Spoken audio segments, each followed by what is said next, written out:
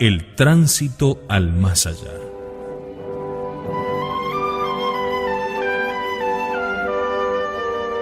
Planteábamos ayer, en el primer día de esta serie de conferencias cuaresmales, el problema de los destinos eternos del hombre, y demostrábamos la existencia del más allá a la luz de la simple razón natural y sobre todo a la luz sobrenatural de la fe, apoyada directamente en la palabra de Dios, que no puede engañarse ni engañarnos.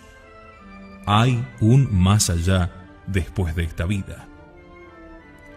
Hoy vamos a dar un paso más y vamos a hablar del momento de transición, del salto al más allá, de la hora decisiva de la muerte.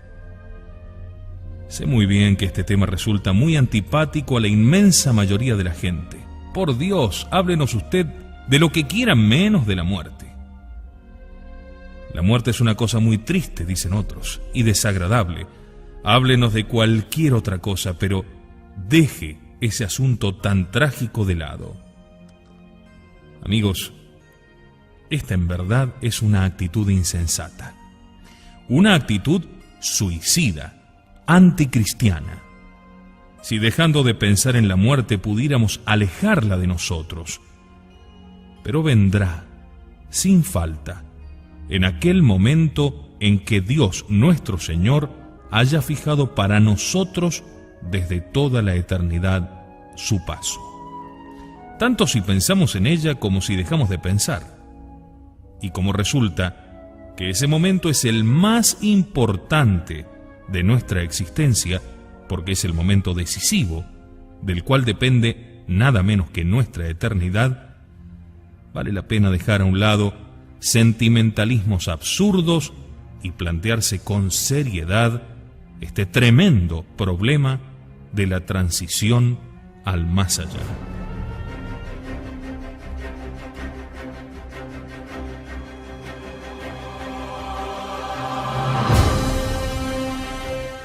Ayer decíamos que se disputaban en el mundo dos concepciones antagónicas de la vida: la concepción materialista, que niega la existencia del más allá y no piensa sino en reír, gozar y divertirse, y una concepción espiritualista que, proclamando la realidad de un más allá, se preocupa de vivir cristianamente, teniendo siempre a la vista aquella divina sentencia de nuestro Señor Jesucristo: que le aprovecha al hombre ganar el mundo entero si al cabo pierde su alma para toda la eternidad. Pues así como hay dos concepciones de la vida, también hay dos concepciones de la muerte: la concepción pagana, la concepción materialista, que ve en ella el término de la vida, la destrucción de la existencia humana, la que por boca de un gran orador pagano, Cicerón, ha podido decir: la muerte es la cosa más terrible entre las cosas terribles. Y por el otro lado, la concepción cristiana, que considera a la muerte como un simple tránsito a la inmortalidad. Porque, señores, a despecho de la propia palabra, aunque parezca una paradoja y una contradicción, la muerte no es más que el tránsito a la inmortalidad. Qué bien lo comprendió nuestra incomparable Teresa cuando decía: ven, muerte tan escondida, que no te sienta venir, porque el gozo de morir no me vuelva a dar la vida. Amigos, hoy tengo la pretensión de presentaros una visión simpática y atractiva de la muerte. La muerte para el pagano es la cosa más terrible entre todas las cosas terribles. Claro, tenía razón Cicerón. Mas para el cristiano es el tránsito a la inmortalidad, la entrada en la vida verdadera. Es que contemplada con ojos cristianos, la muerte no es una cosa trágica, no es una cosa terrible, sino todo lo contrario, algo muy dulce y atractivo, porque representa el final del destierro y la entrada en la verdadera patria. Veamos en primer lugar las características generales de este gran fenómeno de la muerte. son tres, principalmente: ciertísima en su venida, insegura en sus circunstancias y única en la vida. Comentemos esto un poquito. Ante todo, es ciertísima en su venida. La historia de la filosofía coincide con la historia de las aberraciones humanas. ¿Cuántos absurdos se han llegado a decir en el mundo en nombre de la ciencia y de la filosofía? Y sin embargo, está todavía por nacer un hombre tan insensato que se haya forjado la ilusión de que él no morirá. No ha habido ningún hombre tan estúpido que haya lanzado la siguiente afirmación: yo viviré eternamente sobre la tierra y no moriré jamás. Pero si lo estamos viendo todos los días. La muerte es un fenómeno que diariamente contemplamos con los ojos y tocamos con las manos. Cuando vamos al cementerio, estamos plenamente convencidos de la verdad de aquella inscripción que leemos en cualquiera de las losas funerarias: Odie mihi, cras tibi. Hoy me toca a mí, mañana te tocará a ti. Lo estamos viendo todos los días. No solamente los ancianos o los enfermos decrépitos, hasta los jóvenes se mueren con frecuencia en la plenitud de su juventud, en la primavera de su vida. Nadie puede hacerse ilusiones. Amigos, nadie se escapará de la muerte. No vale alegar argumentos, es inútil invocar ante ella el cargo o la posición social. No les aprovechó para nada la tiara a los papas, ni el cetro a los reyes o emperadores, ni el poder a Napoleón o Alejandro Magno, ni la riqueza a Creso, ni la sabiduría a Salomón. Todos rindieron tributo a la muerte. San Pablo decía: quotidie morior, todos los días muero un poco. Él se refería al desgaste que experimentaba por el celo y solicitud de las iglesias encomendadas a su cuidado. Pero esto mismo podremos repetir nosotros en cualquier momento de nuestras vidas. Todos los días morimos un poco. Los sufrimientos, las enfermedades, el aire que respiramos, los alimentos que ingerimos, el frío, el calor, el desgaste de la vida diaria, nos van matando poco a poco. Todos los días morimos un poquito. Quotidie morior.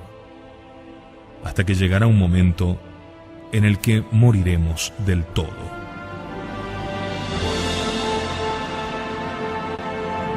No hace falta insistir en este hecho tan claro. La certeza de la muerte es tan absoluta que jamás nadie se ha formado la menor ilusión. Moriremos todos, irremediablemente todos. Dios no hizo la muerte, señores. La muerte entró en el mundo por el pecado.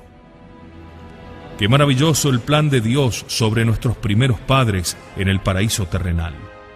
Además de elevarlos al orden sobrenatural de la gracia, les enriqueció con 3 dones preternaturales verdaderamente magníficos: el de la inmortalidad, en virtud del cual no debían morir jamás; el de la impasibilidad, que les hacía invulnerables al dolor y al sufrimiento; y el de integridad, que les daba el control absoluto de sus propias pasiones, perfectamente dominadas y gobernadas por la razón. Pero cometieron el crimen del pecado original, y en castigo del mismo, Dios les retiró esos 3 dones preternaturales juntamente con la gracia y las virtudes infusas. Y al desaparecer el privilegio gratuito de la inmortalidad, el cuerpo que es de suyo corruptible quedó ipso facto condenado a muerte. He aquí, señores, de qué manera la muerte es un castigo del pecado. Y como todos somos pecadores, nadie absolutamente se escapará a esta ley inexorable. Ciertamente moriremos todos.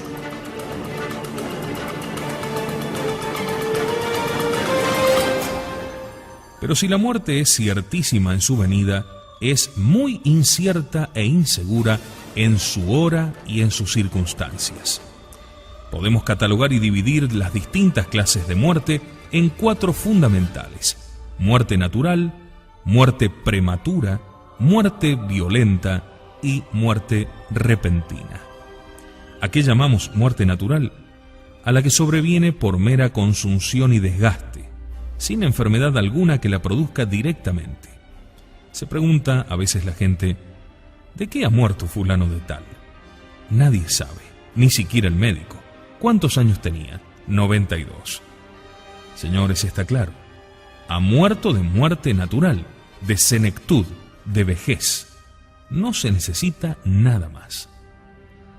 Pero a veces ocurre todo lo contrario. Es una muerte prematura, en la flor de la juventud, en la primavera de la vida.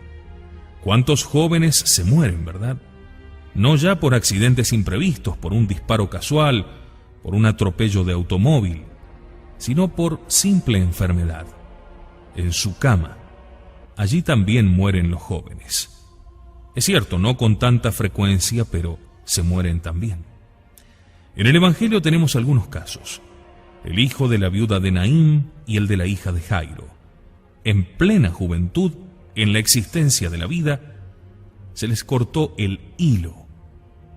Muerte prematura. Las familias que hayan tenido que sufrir este rudo golpe que llega a lo más íntimo del alma, levanten sus ojos al cielo y adoren los designios inescrutables de la providencia divina. Él sabe por qué se los llevó allá. ¿Acaso para que su pureza y su candor no se agostaran algún día en el clima abrasador de este mundo? Dios les reclamó para sí, y allá arriba nos esperan, llenos de radiante felicidad. Otras veces sobreviene la muerte de una manera violenta. Un agente extrínseco, completamente imprevisto, nos arrebata la vida en el momento menos pensado. Unos perecen atropellados por un camión, otros ahogados en el mar, otros fulminados por un rayo, otros en un choque de trenes, otros al estrellarse el avión en el que viajaban, otros... No es posible enumerar todas las clases de muerte violenta que pueden arrebatarnos la existencia en el momento menos pensado. Un momento antes, llenos de salud y de vida. Un momento después, cadáver. Caramba, ¿a cuántos les ha ocurrido así? La cuarta clase de muerte es la repentina. No es lo mismo muerte violenta que muerte repentina. Hemos dicho que muerte violenta es la producida por un agente extrínseco a nosotros, como cualquiera de esos que acabamos de enumerar. Muerte repentina, por el contrario, es la que sobreviene por una causa intrínseca, que llevamos ya dentro de nosotros mismos. Una hemorragia cerebral, un aneurisma, un colapso cardíaco, una angina de pecho, pueden producirnos una muerte inesperada e instantánea, cuando menos lo esperamos. Hablando, comiendo, paseando, podemos caer fulminados como por un rayo. Esta es la muerte repentina. ¿Cuál será la nuestra? Nadie puede contestar a esta pregunta. Para muchos de nosotros ya no será posible una muerte prematura, ya no moriremos en plena juventud. Pero, ¿cuál de las otras tres?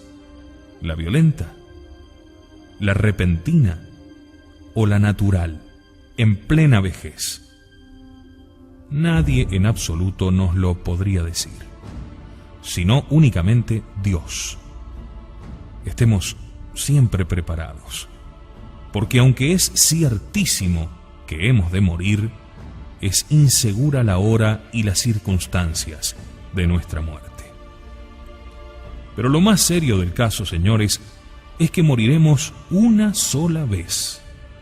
Lo dice la Sagrada Escritura, lo estamos viendo todos los días con nuestros ojos.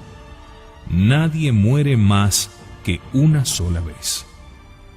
Es cierto que ha habido alguna excepción en el mundo. Ha habido quienes han muerto 2 veces. En el Evangelio, por ejemplo, tenemos 3 casos correspondientes a los 3 muertos que resucitó nuestro Señor. Santo Domingo de Guzmán, el glorioso fundador de la Orden de los Dominicos, resucitó también 3 muertos. San Vicente Ferrer y otros muchos santos hicieron también este milagro estupendo.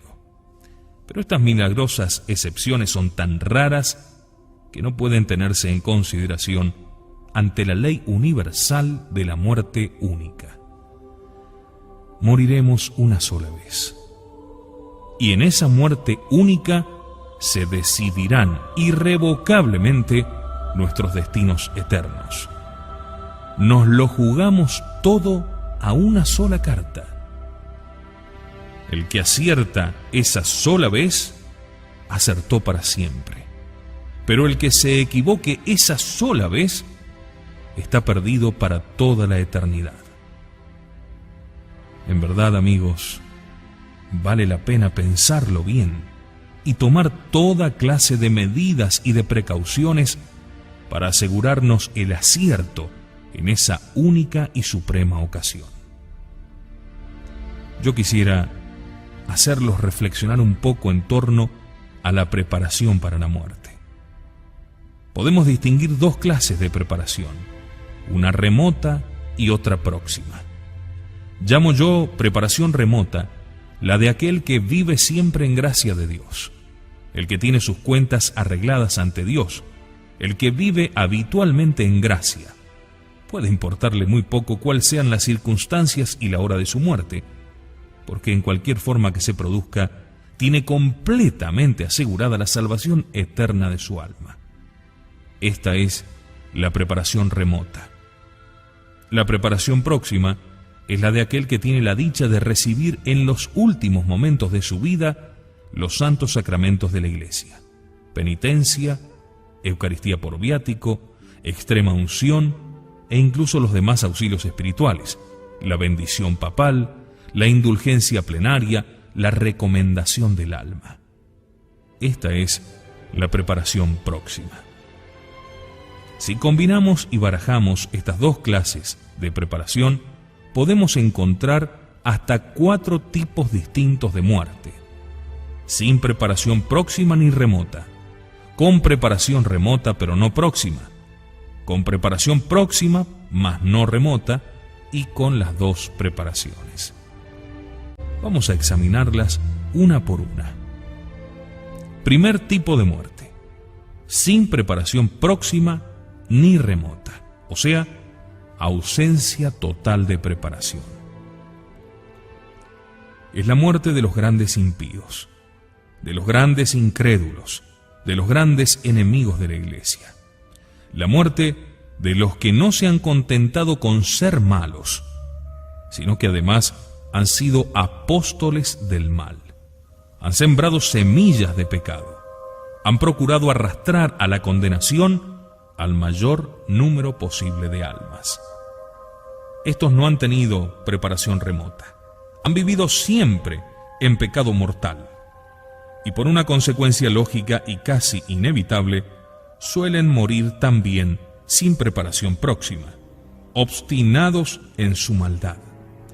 Porque por lo general, señores, salvo raras excepciones, la muerte no es más que un eco de la vida.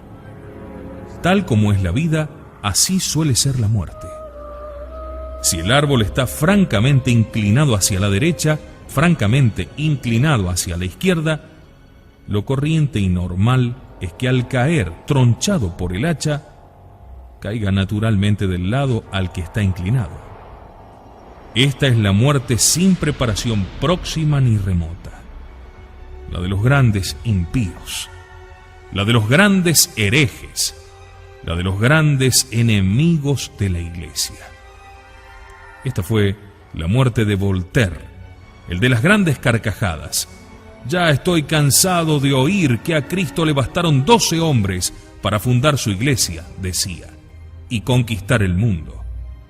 Voy a demostrar que basta uno solo para destruir la iglesia de Cristo. Pobre Voltaire, él sí que quedó destruido. Escuchad, os voy a leer la declaración del médico Tronchin, un médico protestante, que asistió en su última enfermedad al patriarca de los incrédulos. Va a decirnos él personalmente lo que vio. Escribe Monsieur Tronchin. Poco tiempo antes de su muerte, Voltaire, en medio de furiosas agitaciones, gritaba furibundamente: «Estoy abandonado de Dios y de los hombres». Se mordía los dedos y, echando mano a su vaso de noche, se lo bebió. Hubiera querido yo que todos los que han sido seducidos por sus libros hubieran sido testigos de aquella muerte. No era posible presenciar semejante espectáculo. También la marquesa de La Villette, en cuya casa murió Voltaire y que presenció sus últimos momentos, escribe textualmente: «Nada más verdadero que cuanto el doctor Tronchin afirma sobre los últimos instantes de Voltaire. Lanzaba gritos desaforados, se revolvía, se le crispaban las manos, se laceraba con las uñas. Pocos minutos antes de expirar, llamó el abate Gautier. Varias veces quiso que hicieran venir a un ministro de Jesucristo Voltaire. Los amigos de él que estaban en casa se opusieron bajo el temor de que la presencia de un sacerdote que recibiera el postrer suspiro de su patriarca derrumbara la obra de su filosofía y disminuyera sus adeptos.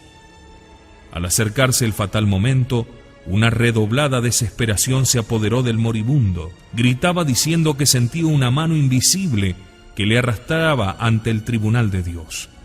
Invocaba con gritos espantosos a aquel Cristo que él había combatido durante toda su vida. Maldecía a sus compañeros de impiedad. Después deprecaba o injuriaba al cielo una vez tras otra. Finalmente, para calmar la ardiente sed que le devoraba, llevóse su vaso de noche a la boca.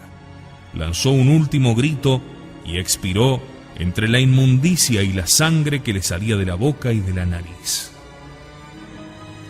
Esta es la muerte, sin preparación próxima ni remota. Y conste que yo no afirmo la condenación de Voltaire. Yo no digo que esté en el infierno. La Iglesia no lo ha dicho jamás. No sabemos lo que pudo ocurrir un segundo antes de separarse el alma del cuerpo, cuando se había producido ya el fenómeno de la muerte aparente. Pero sabemos lo que pasó en los últimos momentos visibles de su vida, puesto que lo presenciaron estos testigos que acabo de citar. Si está en el infierno o no, eso no lo podemos asegurar, puesto que la Iglesia no lo ha dicho jamás. Pero qué terrible manera de comparecer ante Dios, ¿verdad? Sin preparación próxima ni remota.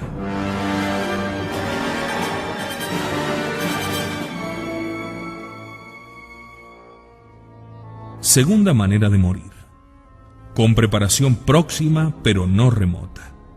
¿Qué significa esto? El que vive habitualmente en pecado mortal no tiene preparación remota, pero por la infinita misericordia de Dios, a veces ocurre que muere con preparación próxima. Uno que ha vivido en la impiedad, incluso que ha combatido a la Iglesia, puede ocurrir, y ocurre a veces, porque la misericordia de Dios es infinita, que a la hora de la muerte, cuando ve ante sus ojos el espantoso abismo en el que se va a sumergir para toda la eternidad, movido por la divina gracia, se vuelve a Dios con un sincero y auténtico arrepentimiento que le vale la salvación eterna de su alma. Puede ocurrir, y ha ocurrido de hecho muchas veces, por la bondad infinita de Dios. Pero pobre del que confíe en eso para vivir mientras tanto tranquilamente en pecado. Pobre de él, porque ese tal trata de burlarse de Dios. Y el apóstol San Pablo nos advierte expresamente que Deus non irridetur, de Dios nadie se ríe. El que ha vivido mal por irreflexión, por atolondramiento o ligereza, puede ser que a la hora de la muerte Dios tenga compasión de él y le dé la gracia del arrepentimiento. Pero el que ha vivido mal precisamente confiado y apoyado en la misericordia de Dios, confiado y apoyado en que a la hora de la muerte tendrá tiempo de arrepentirse y de salvarse, y mientras tanto sigue pecando tranquilamente, ese trata de burlarse de Dios y pagará muy cara su loca temeridad y su incalificable osadía. Sean pocos o muchos los que se salvan, ese que trata de robar el cielo después de haberse reído de Dios, es indudable que será uno de los pocos o muchos que se condenen. Ese se pierde para toda la eternidad.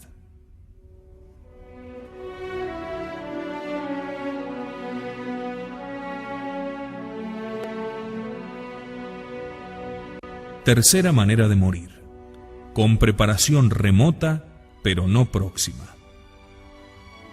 No juguemos con fuego. Tengamos al menos la preparación remota, por si acaso Dios no nos concede la preparación próxima. Con la preparación remota tenemos asegurada la salvación del alma, y para eso basta con que vivamos sencillamente en gracia de Dios. Si vivimos siempre en gracia de Dios, si en cualquier momento de nuestra vida tenemos bien ajustadas nuestras cuentas con Dios, si tenemos ese tesoro infinito que se llama la gracia santificante, nos puede importar muy poco la manera, el modo y las circunstancias de nuestra muerte. Es muy de desear, y hay que pedírselo con toda el alma a Dios, que nos conceda también la preparación próxima. Pero al menos, teniéndola remota, lo tenemos asegurado todo. Tomemos esta determinación en estos días de conferencias cuaresmales.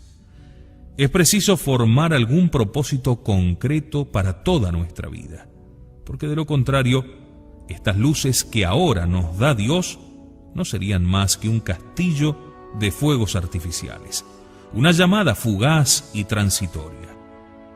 Es preciso que tomemos determinaciones para toda nuestra vida. Y una de las más fundamentales tiene que ser esta: en adelante no voy a cometer jamás la tremenda imprudencia de acostarme una sola noche en pecado mortal, porque puedo amanecer en el infierno. Reflexionad un instante. ¿Quién de vosotros se atrevería a acostarse una noche con una víbora venenosa en la cama? Hasta que no le aplastéis la cabeza, no podríais conciliar el sueño. Es cosa clara y evidente. Y son legión los que tienen una víbora venenosa en su alma, los que viven habitualmente en pecado mortal, con gravísimo peligro de hundirse para siempre en el abismo eterno. Y ríen, y gozan, y se divierten. Y por la noche tranquilamente se acuestan en pecado mortal, y logran conciliar el sueño, como si no les amenazara daño alguno. ¿Es que son malos? Tal vez no.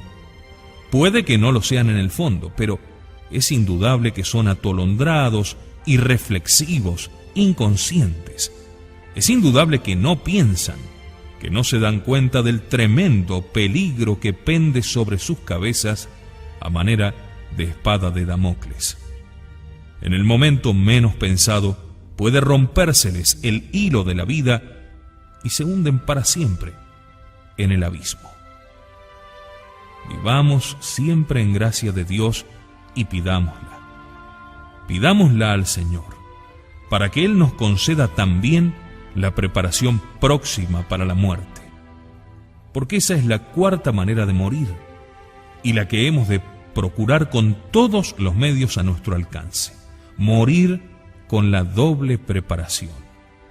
Con la preparación remota del que ha vivido cristianamente siempre en gracia de Dios, y con la preparación próxima del que a la hora de la muerte corona aquella vida cristiana con la recepción de los santos sacramentos y de los auxilios espirituales de la Iglesia: penitencia, Eucaristía por viático, extrema unción, recomendación del alma, bendición papal.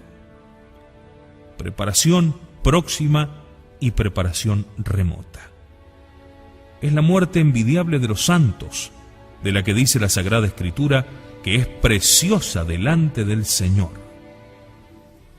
Los santos que han vivido intensamente estas ideas no solamente no temían la muerte, sino que la llamaban y deseaban con toda su alma para volar al cielo. Porque la muerte cristiana, señores, tiene las siguientes sublimes características que la hacen infinitamente deseable y atractiva. Morir en Cristo, morir con Cristo y morir como Cristo. En primer lugar, morir en Cristo. ¿Qué significa morir en Cristo? Significa morir cristianamente, con la gracia santificante en nuestra alma, que nos da derecho a la herencia infinita del cielo. Qué burla y qué sarcasmo, señores, cuando en los grandes cementerios de las modernas ciudades se ponen sobre las tumbas de los grandes impíos aquellos epitafios rimbombantes. Aquí yace un gran guerrero, un gran artista, un gran literato, un gran emperador. Pero los ángeles de la guarda que están velando el sueño de los justos son los únicos que leen el verdadero y auténtico epitafio de muchas de aquellas tumbas que el mundo venera. Dice así: aquí yace un condenado para toda la eternidad. Ojalá que a cada uno de nosotros se nos pueda poner este sencillo epitafio, pero auténtico, que refleje la verdad. Murió cristianamente, con la gracia de Dios en su corazón.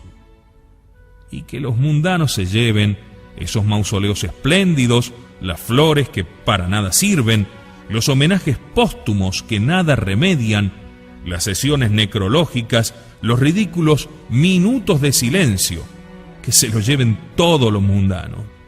A nosotros nos basta con morir cristianamente, nada más. Morir cristianamente. ¿Sabéis lo que eso significa? En primer lugar, es el término del combate. En este mundo estamos librando todos una tremenda batalla, lo dice la Sagrada Escritura, contra los tres enemigos del alma: mundo, demonio y carne. Estamos librando un combate, pero llega la hora de la muerte, y si tenemos la dicha de morir cristianamente, nos convertiremos en el soldado que termina victorioso la batalla y se ciñe para siempre el laurel de la victoria. En el labrador, que después de haber regado tantas veces la tierra con el sudor de su frente, recoge los frutos de la espléndida y ubérrima cosecha. En el enfermo, que ve terminados para siempre sus sufrimientos y entra para siempre en la región de la salud y de la vida. Qué bien lo sabe decir la Iglesia cuando pronuncia sobre el cristiano que acaba de expirar aquella fórmula sublime: requiescat in pace, descanse en paz. En segundo lugar, la muerte cristiana es la arribada al puerto de seguridad, porque en este mundo no podemos estar seguros, absolutamente nadie, ni el soberano pontífice, ni los mismos santos mientras vivían todavía acá en la tierra. Nadie puede estar seguro de que morirá cristianamente. Dice el Concilio de Trento que a menos de una revelación especial de Dios, nadie puede saber con seguridad si se salvará o si se condenará, si recibirá de Dios el don sublime de la perseverancia final o si lo dejará de recibir. No lo podemos saber. Es un angustioso interrogante que siempre está suspendido sobre nuestras cabezas. Ni los santos estaban seguros de sí, porque aunque ahora seamos buenos, aunque ahora estemos en gracia de Dios, ¿qué será de nosotros dentro de 10 años, dentro de 20? Y sobre todo, ¿qué será de nosotros en el mismo instante de nuestra muerte? Es un misterio. No lo podemos saber. Pero cuando se muere cristianamente, es el ruiseñor que rompe para siempre los hierros de su jaula y vuela jubiloso a la enramada. Es el náufrago que después de haber luchado contra las olas embravecidas que amenazaban tragarle hasta el fondo del océano, salta por fin a las playas eternas. Es la caravana que después de haber atravesado las arenas abrasadoras del desierto, llega por fin al risueño y fresco oasis. Es la nave que llega al puerto después de la peligrosa travesía. Es emerger de la penumbra del valle y bañarse para siempre en océanos de clarísima luz en lo alto de la montaña. El alma del que muere cristianamente queda confirmada en gracia. Ya no puede perder a Dios. Ya tiene asegurada para siempre la felicidad eterna.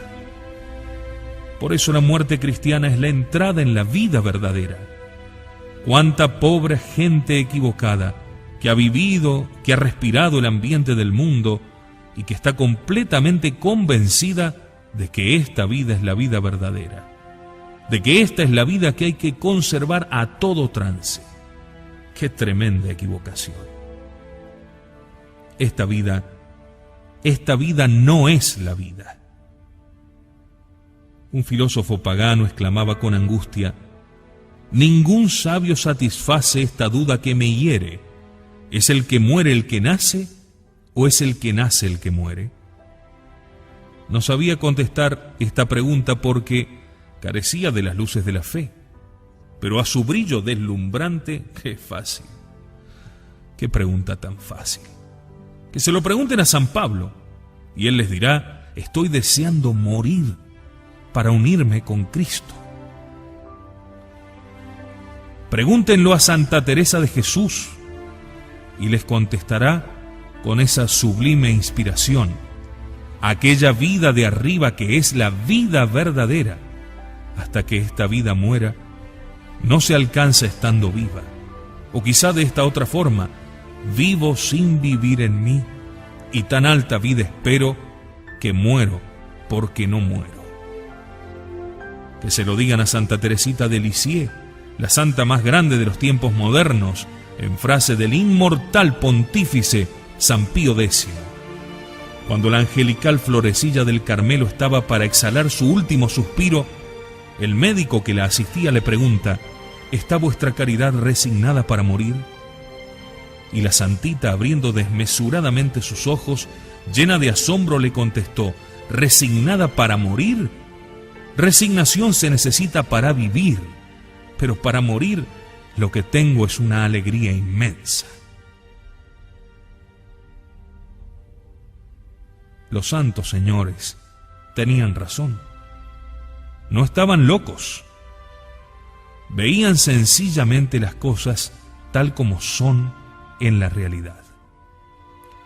La inmensa mayoría de los hombres no las ven así. No se dan cuenta de que están haciendo un viaje en ferrocarril y no se preocupan más que del vagón en el que están haciendo la travesía. El negocio, el porvenir humano, el aumento del capital. Y todo eso tendrán que dejarlo dentro de unos años, acaso dentro de unos cuantos días nada más. No se dan cuenta de que el ferrocarril de la vida va devorando kilómetros y más kilómetros, y en el momento en que menos lo esperen, el silbato estridente de la locomotora les dará la terrible noticia: estación de llegada. Y al instante, sin un momento de tregua, tendrán que bajarse del ferrocarril de esta vida y comparecer delante de Dios. Entonces caerán en la cuenta de que esta vida no es la vida. Ojalá lo adviertan antes de que su error no tenga ya remedio para toda la eternidad.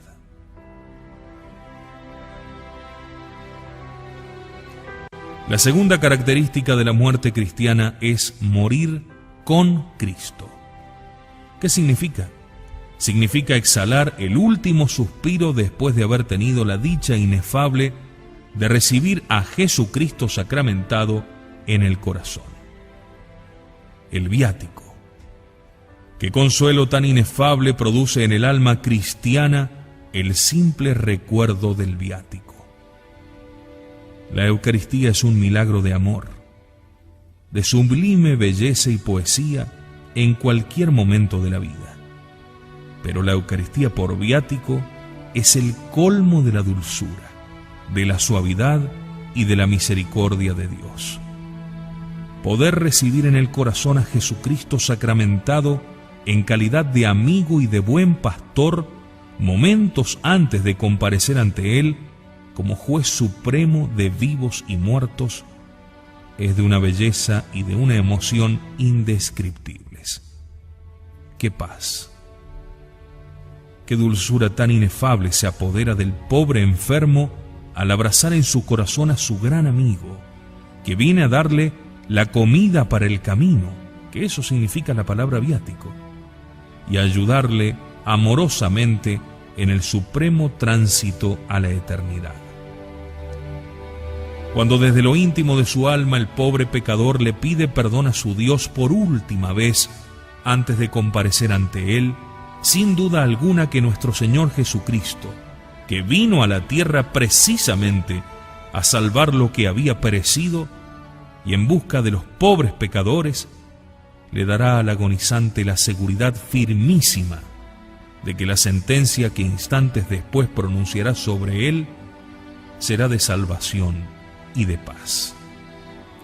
Y que una cosa tan bella y sublime como el viático estremezca de espanto a la inmensa mayoría de los hombres, incluso entre los cristianos y devotos, es increíble. Son innumerables los crímenes a que ha dado lugar tamaña insensatez y locura. ¿Cuántos desgraciados pecadores se han precipitado para siempre en el infierno porque su familia cometió el gravísimo crimen de dejarles morir sin sacramentos por el estúpido y anticristiano pretexto de no asustarles? Este verdadero crimen es uno de los mayores pecados que se pueden cometer en este mundo, uno de los que con mayor fuerza claman venganza al cielo. Ay de la familia que tenga sobre su conciencia este crimen monstruoso. El viático no empeora al enfermo, sino al contrario, le reanima y le conforta hasta físicamente por la natural redundancia de la paz inefable que está proporcionando a su alma. Pero aún suponiendo que por el ambiente anticristiano que se respira por todas partes en el mundo de hoy, asustara un poco al enfermo la noticia de que tiene que recibir el viático. ¿Y qué? ¿No es 1000 veces preferible que vaya al cielo después de un pequeño o de un gran susto, antes que, sin susto alguno, descienda tranquilamente al infierno para toda la eternidad? Y qué cosa tan evidente y sencilla no lo vean tantísimos malos cristianos que cometen la increíble insensatez y el enorme crimen de dejar morir como un perro a uno de sus seres queridos. Gravísima responsabilidad la suya. Terrible la cuenta que tendrán que dar ante Dios por la condenación eterna de aquella desventurada alma a la que no quisieron asustar. Escarmentad todos en cabeza ajena. Advertid a vuestros familiares que os avisen inmediatamente al caer enfermos de gravedad. La recepción del viático por los enfermos graves es un mandamiento de la Santa Madre Iglesia, que obliga a todos bajo pecado mortal, lo mismo que el de oír misa los domingos o cumplir el precepto pascual. Y como la mejor providencia y precaución es la que uno toma sobre sí mismo, procurad vivir siempre en gracia de Dios, y llamad a un sacerdote por vuestra propia cuenta, sin esperar el aviso de vuestros familiares cuando caigáis enfermos de alguna consideración.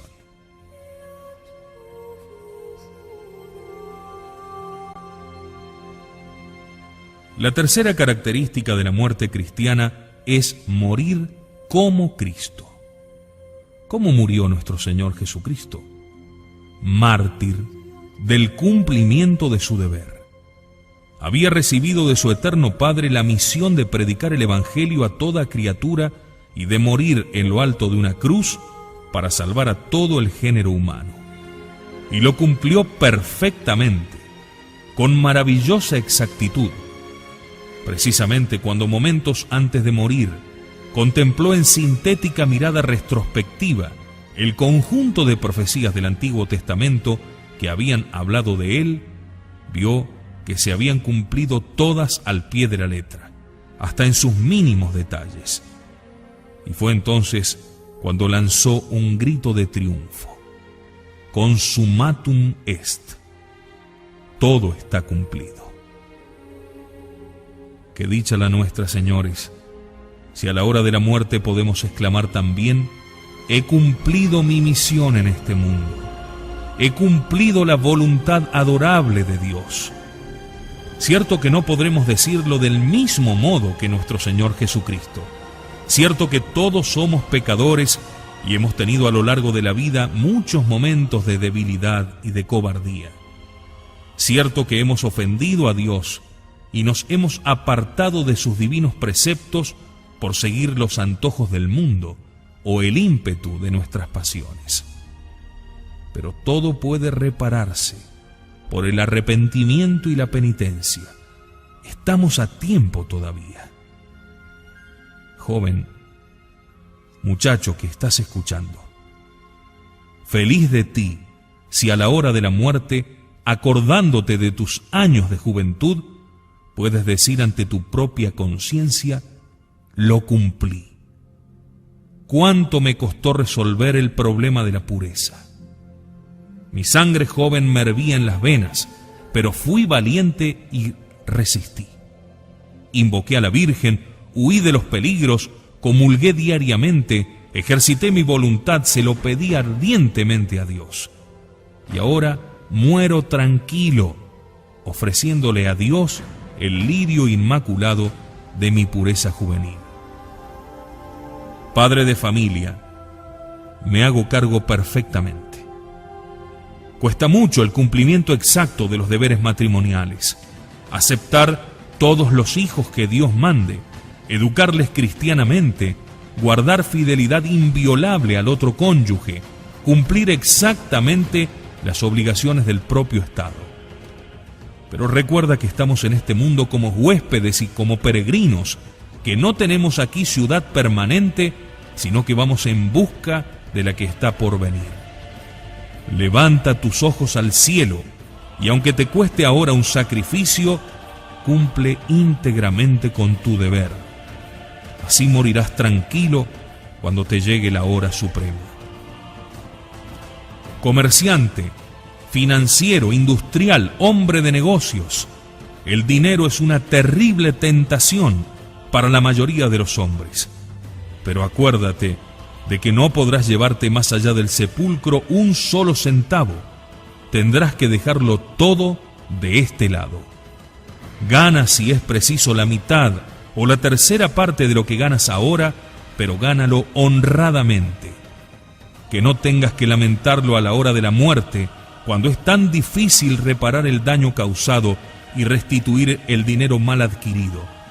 Y puedas decir entonces, por el contrario: me costó mucho, pero hice ese sacrificio, y ahora muero tranquilo. He cumplido con mi deber. Dejadme que os refiera a un recuerdo personal, y termino. Tengo actualmente mi residencia habitual en el glorioso convento de San Esteban de Salamanca.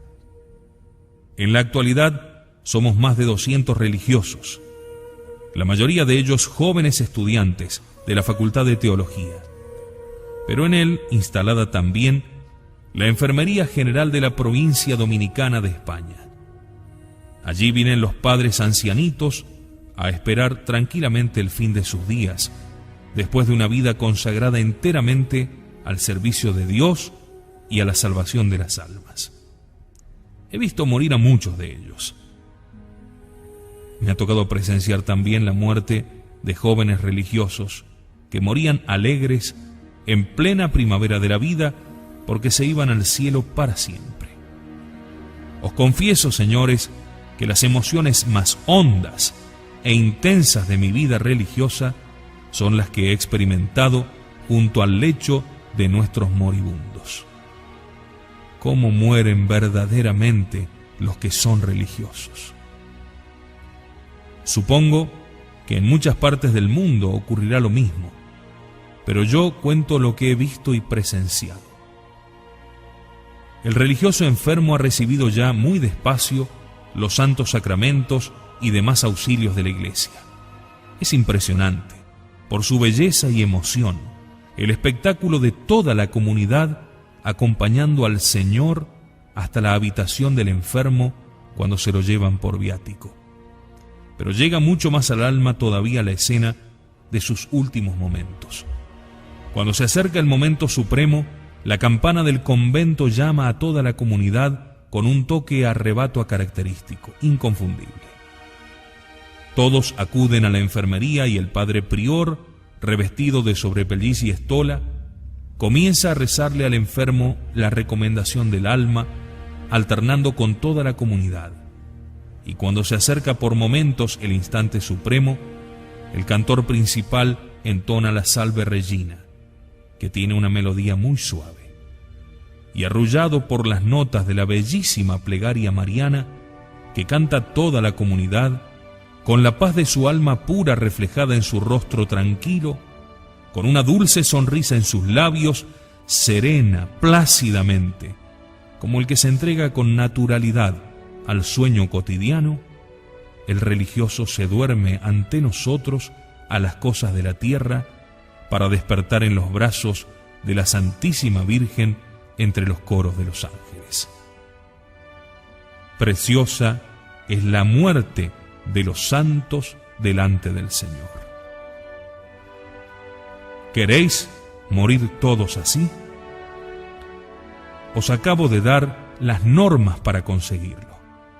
Preparación remota, viviendo siempre en gracia de Dios, cumpliendo perfectamente los deberes de vuestro propio estado y oración ferviente a Dios, por intercesión de María, la dulce mediadora de todas las gracias, para que nos conceda también la preparación próxima, la dicha de recibir en nuestros últimos momentos los santos sacramentos de la Iglesia y de morir con serenidad y paz en el beso suavísimo del Señor.